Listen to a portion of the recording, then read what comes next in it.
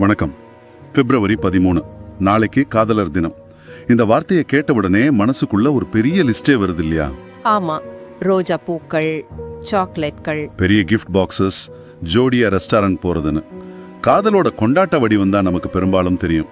ஆனா நீங்க எங்களுக்கு அனுப்பி வச்சிருந்த இந்த ஒரு கவிதை வெளிச்சமே படாத ஒரு காதல் உலகத்துக்குள்ள நம்மளை கூட்டிட்டு போகுது.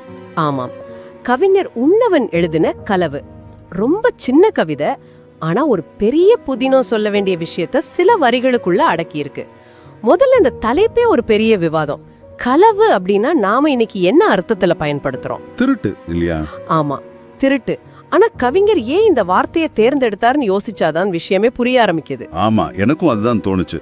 காதலுக்கும் திருட்டுக்கும் என்ன சம்பந்தம்னு. சம்பந்தம் இருக்கு.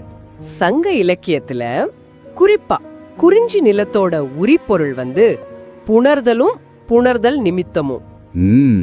அதாவது காதலர்கள் ஒன்று சேர்வது. அங்க திருமணத்துக்கு முன்னாடி உலகத்தோட கண்களுக்கு தெரியாம காதலர்கள் ரகசியமா சந்திச்சு பேசுறத களவு ஒழுக்கம்னு ரொம்ப அழகா சொல்லிருக்காங்க. அது ஒரு குற்றமா பார்க்கப்படல, காதலோட ஒரு முக்கியமான கட்டமா பார்க்கப்பட்டிருக்கு. அப்போ களவுங்கிறது இங்க திருட்டு இல்ல, ஒரு ரகசிய காதல். கரெக்ட். சமூகத்தோட பொதுவான பார்வைக்கு வெளியே ரெண்டு பேருக்குள்ள மட்டும் நடக்கிற ஒரு அந்தரங்கமான நிகழ்வு. ஆமா, கவிஞர் அந்த ஒரு வார்த்தையிலேயே அவர் பேச போற காதலோட குணத்தை நமக்கு உணர்த்திட்டாரு.